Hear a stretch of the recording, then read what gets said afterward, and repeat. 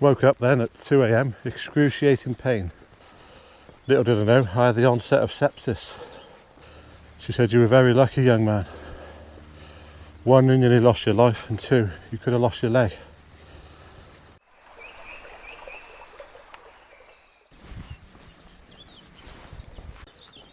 Welcome back, everyone. It's that time of year again when everybody's thinking about doing their long distance trails, myself included. So I'm just out on a training walk, and I thought I'd go over my thoughts on the West Highland Way I did in 2022, how it went, any advice I can give to you, and some tips to make your life easier. Planned the West Highland Way on 2022. Everybody was locked down in COVID, and I started watching more YouTube and people like Paul Messner and Andy Beavers that really liked my fire to get out and do more camping and hiking again. So I decided to do the West Highland Way. One, as it was a challenge, 96 miles. Two, it's in Scotland and I haven't been there before. I had a taste about 10 years ago when we did Ben Nevis and a mud runner competition. We stayed up there for the weekend for charity, but I always promised myself I'd go back. So I started to plan the trip, which brings me on to my first tip. Always train before you go. It will pay in dividends. So my plans for the first West Highland Way attempt were scuppered on a training day like today, which has reminded me why I need to speak about it. I was just doing a short hike, about approximately 6 miles, up a local hill, just to get the legs going again. Got back, no problem at all. I had a bit of an insect bite on my foot for about a week before, which started to weep, which I cleaned before I showered, put my clean socks on, went about my day. Went to bed at 11 p.m, felt fine. Woke up then at 2 a.m, excruciating pain all down my right leg from groin to toe. And I was thinking to myself, what's that? Can't be aches and pains from the walk because my left leg is fine. I've done mountain marathons and never had aching legs or pain in my legs this much. So I got up because the pain woke me up. Went downstairs, got a couple of paracetamol, put the TV on just until the painkillers kicked in, and they didn't. Little did I know, I had the onset of sepsis.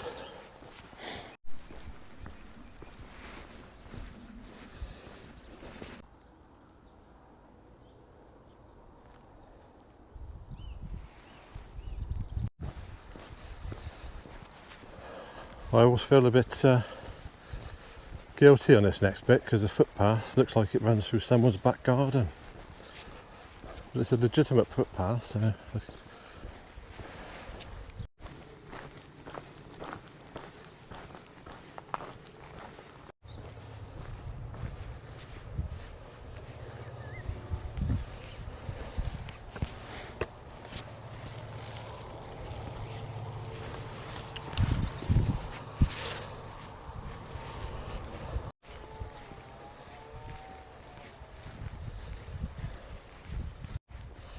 So we're just skirting down this field, heading up to the top of Dynedor Hill. It's a nice little training walk, keeps your legs going, gives you a bit of cardio. And the best thing is I haven't got to drive to get there. So I've been downstairs now about an hour.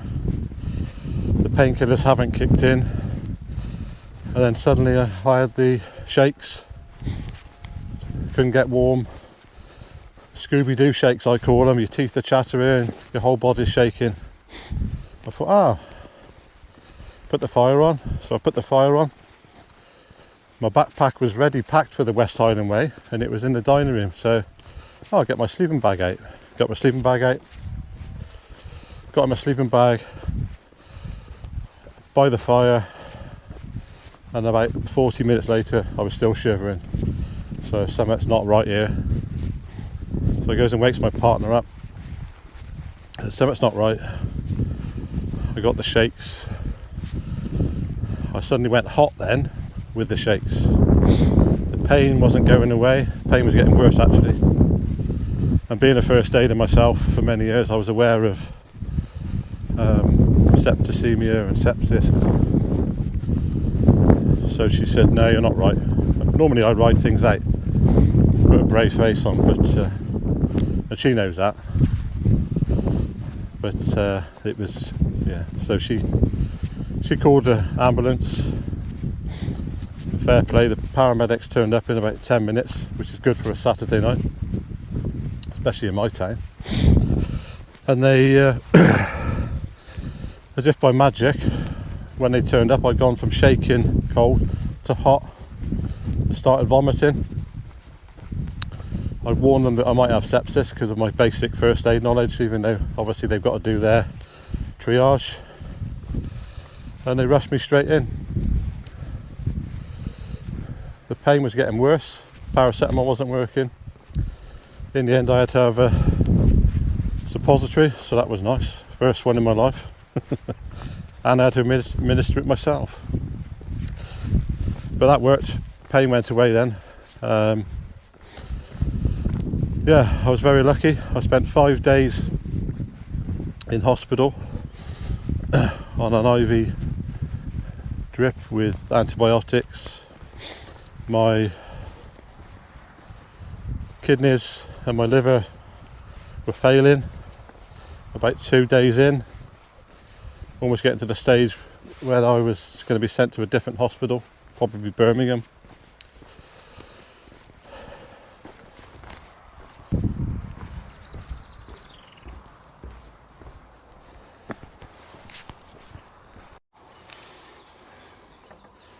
Bit of a jungle here.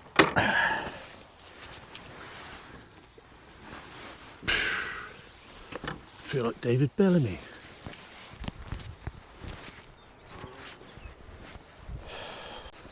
I had a scan on my leg, and the circulation was compromised on my leg from my groin to my toe. So they were worried about that. Well, I was worried about that. And after 5 days of IV antibiotics and painkillers, they finally released me home with strict instructions to raise my leg, don't do anything, just keep my leg up in the air. And I had penicillin then for another 6 or 7 days. After the 6th or 7th day of taking the penicillin at home and being strict and keeping my leg raised, which is hard for me because I'm a active person, my whole leg went purple from toe to hip. So I got rushed back in. I became allergic to penicillin after nearly 47 years. I nearly lost my leg. They switched me to another antibiotic, and 2 days later all the purple and redness went down. My leg returned to normal shade of pink or white, milky legs. Alongside this, I developed cellulitis on my ankle, both sides of my ankle, which was very disgusting. I'll put some photos up here for you non-squeamish people. That was worrying. Never seen something come out so quick.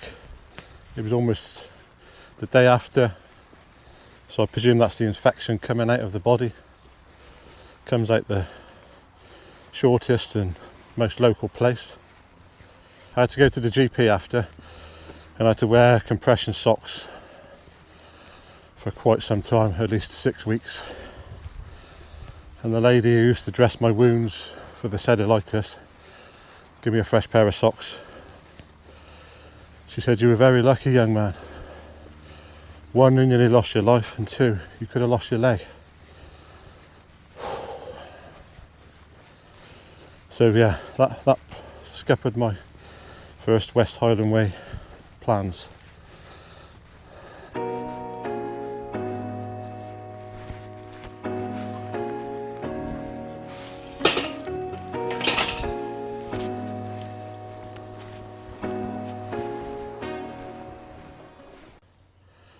So I just want to highlight the importance of early reporting of sepsis. Even if you get taken to the hospital for some other reason, point them in the direction, especially if you have your own inkling, because I think that early warning, from my previous knowledge, possibly saved my life. I'll put a PDF in the description with the symptoms of sepsis. I didn't get all the symptoms. I had probably 3 or 4. There's possibly about 8. So hopefully that helps someone in the future. Let's get back to the West Highland Way advice. So number 2, plan how you're going to get there. I went on my own the first time, and I didn't fancy driving all that way to Scotland, because I've done that before and it was painstaking. Trapped in a car with 5 other guys, another guy's smells. So I paid for the train return ticket, which I know after was the wrong thing to do, because there were strikes on at the time and I wasn't aware of, so that's my poor planning again. So I caught the train to Milngavie, stayed in a Premier Inn, which is just about 3/4 of a mile from the train station, which is convenient. If you do take your car up there, they let you park there for free with a small donation for the week, so that's handy. Premier Inn is a lovely stop, comfy, got everything you need, a decent breakfast, ready to start the walk the next day. So doing the West Highland Way is on some people's bucket list, possibly once in a lifetime trip. Fortunately, I was able to do it twice in the same year, once in the May and once in the September. I'll go over that in a later video. So yeah, choose your time. April's the wet season. Well, it's wet all the time in Scotland apparently. May, weather's starting to get warmer but can be still wet. We had torrential rain on days 2, 3, 4 and 5, and apparently the worst wind that the Glencoe has ever experienced in that time of the year, according to the locals. I would avoid June, July, August, just because of the midges and the busyness and summer holidays, etc. I'll go over midges later. Pesky beasties.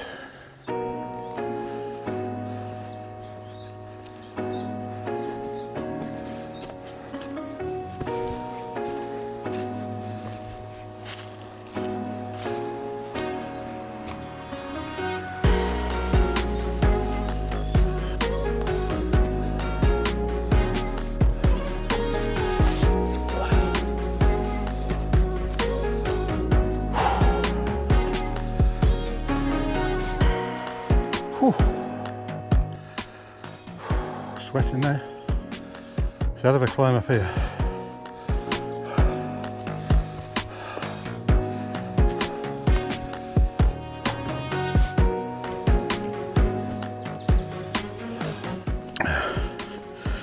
Trying the new boots again today. Holding up good. Did a separate video last week on the first impressions. If you want to look at that one, have a look in the channel content.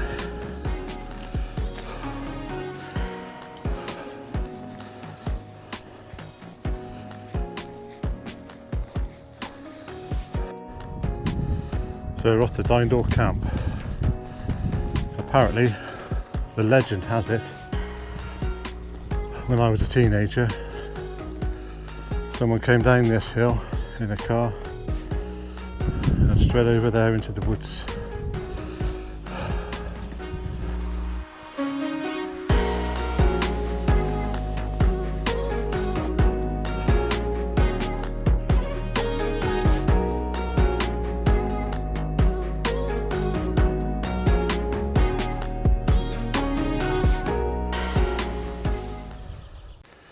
So, tip 3, don't pack your fears. I've always known to pack light, but I overpacked. My bag was 20 kilos, which was a mistake. People warned me before I went. I was my usual stubborn self. Said, yeah, it'll be alright, I can carry that. But that turned into an absolute nightmare. So only take essentials. As I said before, I did the West Highland Way twice in the same year. Once with a heavy backpack, and then I returned in September and lightened my load by, I think, about 6 kilos, which made for a more comfortable walk. I'll do a separate video on my kit loadouts, so you can see before and afters, so that'll be coming up in the next few weeks.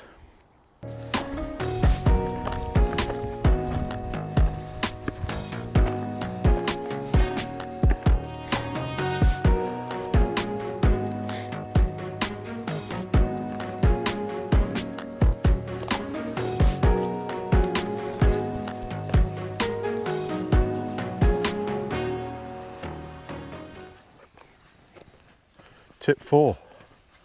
Make sure you've got adequate footwear and they're well broken in before you go. I wore my new boots on about 6 long hikes before we went, so they were well broken in. I only got a blister on day 6, only because my boots wet through after walking in the rain for 4 days. That's what I'm doing today, so I'm wearing my new Ultras I bought last week. Separate video, like I said, make sure they're well worn in. Foot care is important, so your boots are only one item. You need to make sure you've got good socks, merino wool.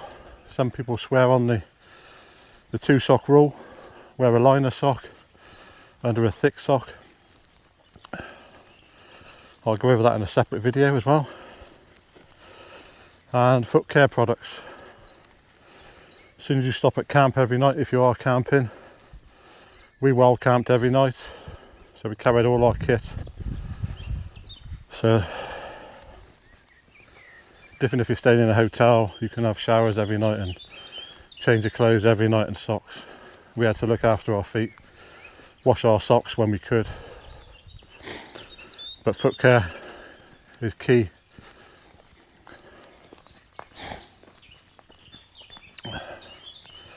It will destroy your trip. One of the families I tagged onto on day 3, we walked together for 2 days. The lady had brought a pair of Sketcher hiking boots or trail runners, put them on,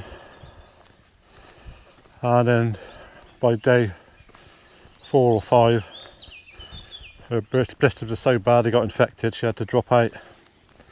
Fair play to her, she struggled on for a few days in that pain. Tip number 5, plan your route and how many days you expect to complete it in. I planned for 7 days and I did it in 7 days. But thinking back, I could have done it in 6. But don't rush it. It's supposed to be enjoyable as well as a challenge.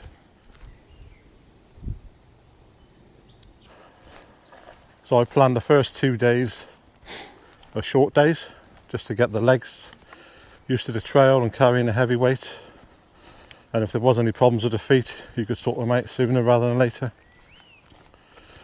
So we did day 1 Milgai to Drymen camping. Nice little campsite, about 12 miles in. Plenty of places on the way to stop and get water and have your lunch. Not really exposed or isolated that much. Basic amenities. Book ahead, because in busy seasons you might not get in. So I booked about a month in advance for my spot, about £12 a night, so ideal. Second day was Drymen camping to Salochy via Balmahar and Connick Hill. Connick Hill, there's a diversion route, so you can go around the roadway if you don't fancy ascending or descending the hill. It is a tricky section, but worth it when you get to the top for the views over Loch Lomond. We stayed at Salochy campsite, which is the same again, £12 to £15 a night. Lakeside, or Lochside, sorry. No showers there, just toilets and running water, which is all you need really. Day 3, the tough one. So don't underestimate the Loch Lomond day. Day 3 for me, could be day 2 for somebody else, or could be day 4, but don't underestimate it. It was about 19 miles from Salochy to our next campsite, which was Bainglass campsite, and it felt like 30 miles due to the uneven terrain. You are a bit isolated, so you need to make sure you've got enough water and food before you set off. Everybody relies on the Inversnaid Hotel, which is say halfway along, but 9 times out of 10 they haven't got no staff to cook your food, or there's no food left. There's a walker's bar, which is good. You can sit in there, charge your items up. You can get a drink from the bar, use the toilets and facilities, but don't rely on food. Always take a packed lunch. So that caught us out. And even if it is closed, there's a water source outside to get your fill your water bottles up.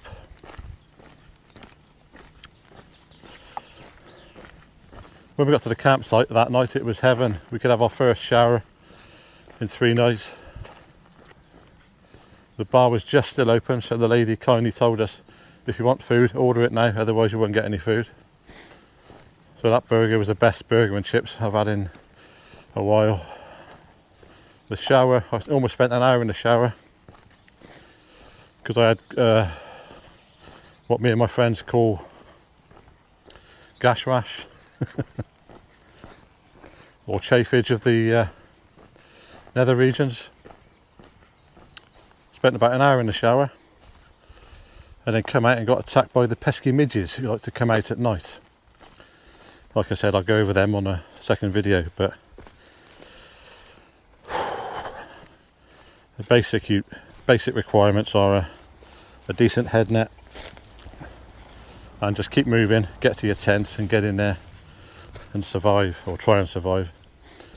They followed me in and I got eaten alive all night, no matter how much I lied on my back with a tent torch on and tried squeezing the beasties away. Squeezing the life out of the beasties. I still woke up. I looked like Adrian Mole, age 14 and 3/4. Anyway, after that horrendous day, we decided to have a sort of semi-rest day. So we planned a 10-mile day that day, stopping at the 5-mile point and having a nice rest.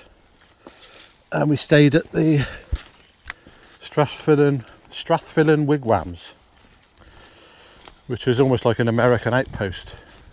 It's got old-fashioned wigwams you can hire. They got a break area, so you got a small shop so you can get basic food and drinks. You can camp in their field. They got fire pits, they got showers, they got a communal area where you can cook your food, out the weather, charge your gear, wash your clothes. Showers are about £1, I think. Yeah, so we stayed there. The next day we passed through Tyndrum, which is one of the built up areas where you can get food and supplies again. Plenty of places to stop there. Campsite as well. If you wanted to push on a few more miles on the day before, you can get to Tyndrum and camp there. We pushed on then to Inveroran Hotel and camped by the river, wild camp by the river, which was nice except for a big storm came in. My tent survived, but 2 other people's tents blew away, so they had to retreat to the hotel. It was nice camping by the river. We woke up to wild deer running around our tents, which was lovely. The next day was from Inveroran to Kinlochleven, which was a very long day. Trapped in all the bad weather, wind and rain. I took shelter in the Glencoe ski resort. Had a cup of tea and dried off for a few hours, had something to eat.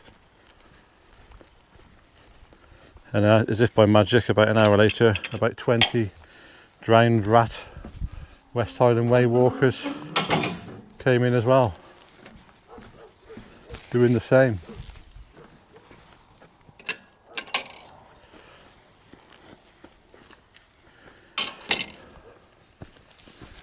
Yeah, great place to stop though. You can get a beer, burger, tea and coffee, use the facilities. You can even camp there. They've got lodges as well, but we pushed on out into the bad weather, over the Devil's Staircase and into Kinlochleven. Unfortunately for us, this is why I say plan ahead. There's only a few campsites, I think 2 campsites. They're all fully booked.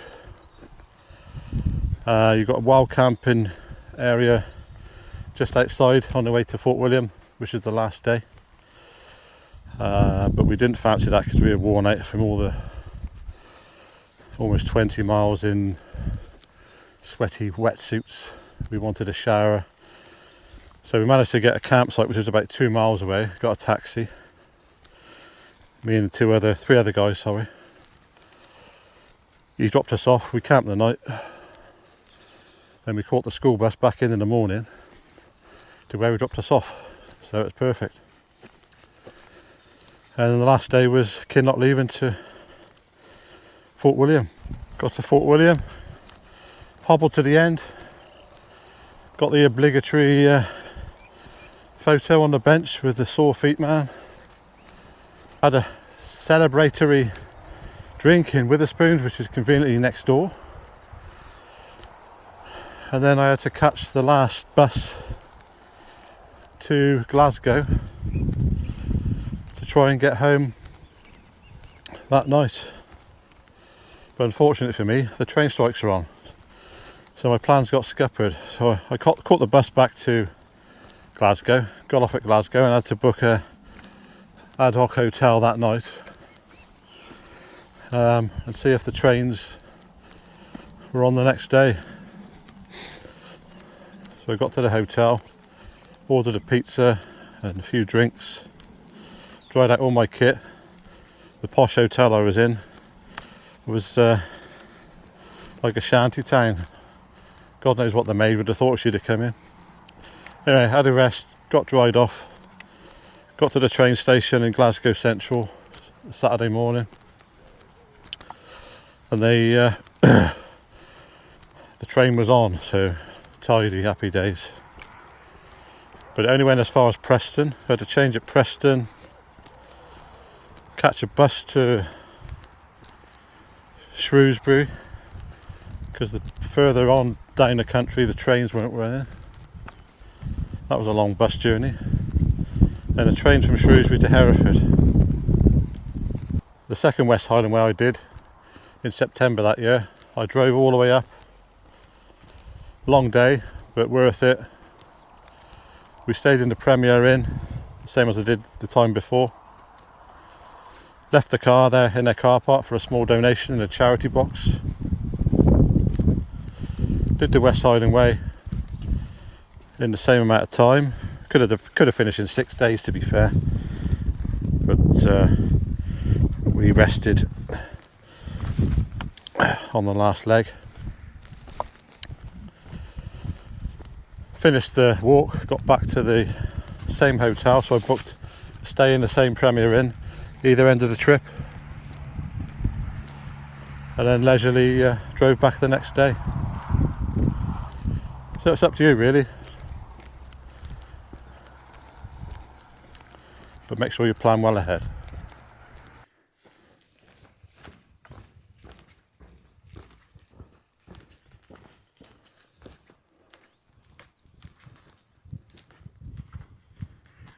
Tip number 6. There's plenty of water sources along the route. Clean water drinking outlets at most of the towns. You've got mountain water, but always take a water filter. I took the Sawyer Mini. I didn't really need to use it until the last day. There's 2 sections where you're really exposed. There's the Rannoch Moor section. There's water there, but you need a filter to filter it. And I needed it on the last day because it was so hot from the rain and wearing our wetsuits. I drank nearly 2 litres of water by mile 10. For the last 5 miles I had no water, so luckily I pulled my Sawyer Mini out, filtered some water that was coming off the mountain.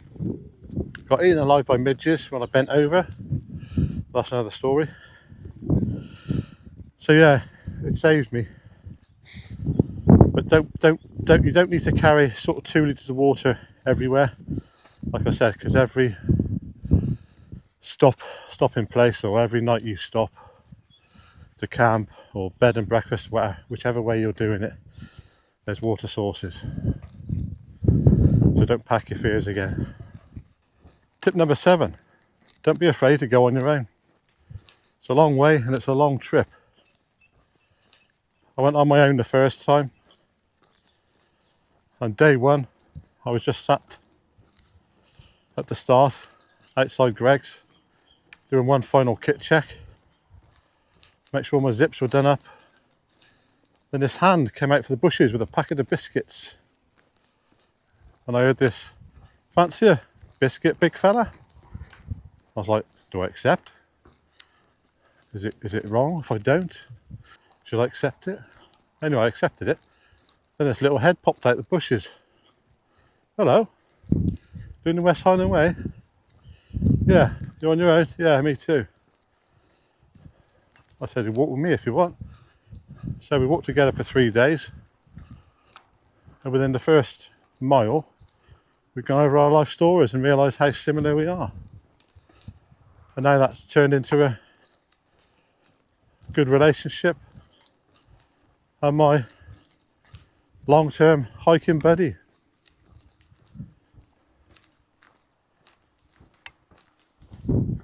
Yeah, so don't be afraid to go on your own. After 3 days, my friend had to go on because he had to be back in time for an event. So I was on my own then for a day. I got talking to another family of 3 from Scotland. I walked with them for 2 days. Then I was on my own again. Then I met some ex-army guys. Walked with them for a day. So there's plenty of people. If you start alone, you may not finish alone, unless that's what you want. So yeah, don't be afraid to go on your own. You'll always meet someone to talk to and walk with, and it's not as isolated as everybody thinks. Tip 8 is food, and closely linked to the don't pack your fears tip. I took 7 days of food because I was going for 7 days, which ended up being a bugbear, carrying too much weight. I took mostly the Wayfarer meals, which are heavy anyway, instead of the dehydrated meals, which weigh half them. You could probably cut what you believe you need by a third, and maybe a bit more. Take some money and coins, because there's loads of honesty boxes along the trail where you can get drinks and sweets and snacks and sometimes homemade cakes and pastries, ice lollies. So they're always convenient, and they're always conveniently placed just when you need them. Don't rely on them though, because they're not everywhere. If you do your research, you'll be able to find out where most of them are.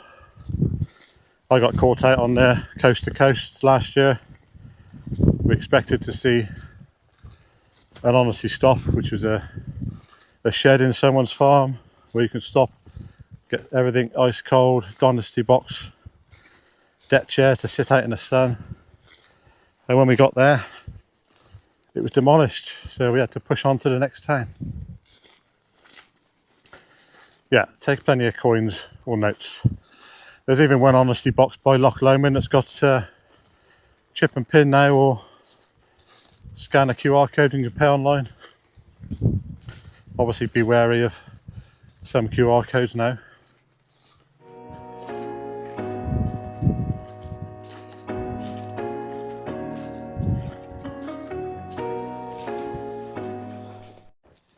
Tip 9, the pesky midges.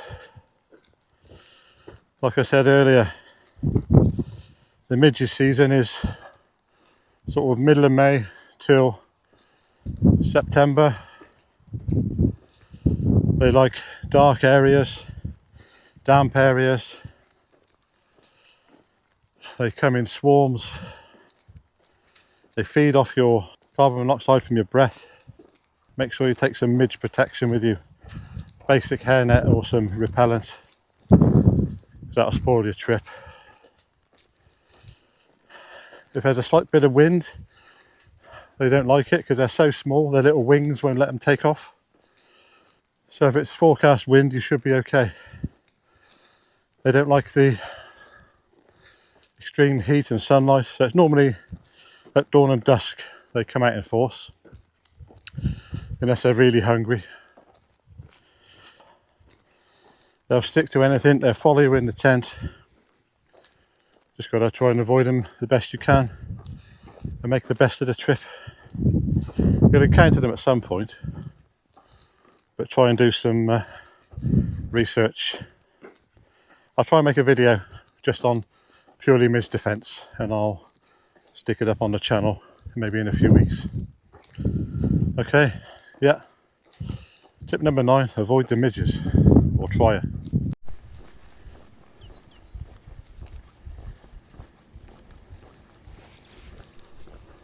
Tip 10, don't forget your waterproofs. It is Scotland after all.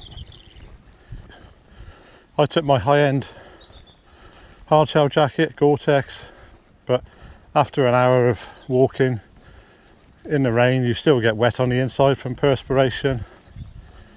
So you only need really a cheap rain mac, cheap rain trousers or a poncho. It's plenty adequate, but don't forget them. Some days just a base layer on the top, and the rain suit was all I wore. Keep all your good clothes dry then for when you get to camp. On that note, make sure you pack all your stuff you want to keep dry in dry bags or a dry bag liner. Don't just rely on a waterproof rucksack cover, because they'll leak as well at some point. So get yourself a decent pack liner. It can be a bin bag, as long as it keeps all your sleeping bag and your dry clothes surrounded. You'll thank me when you get to camp that night.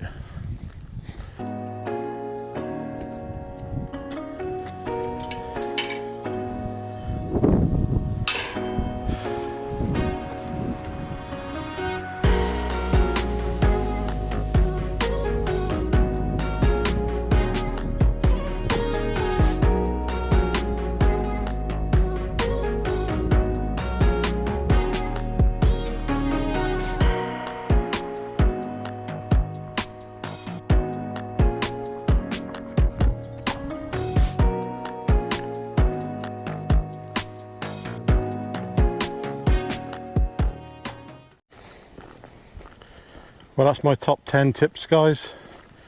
I probably got more than that, but I couldn't remember them all at the top of my head. Like I said, I was very lucky to do the West Highland Way twice in 1 year, in the May and the September. I learnt a lot on the first one, which I'll let you in on how I lightened my kit for the second one. So I'll do a separate video on how I lightened my kit before and after. That'll be out in a few weeks. I'll do a separate video on foot care, a separate video on midge defence. So if you find this helpful, please consider giving it a like or comment below.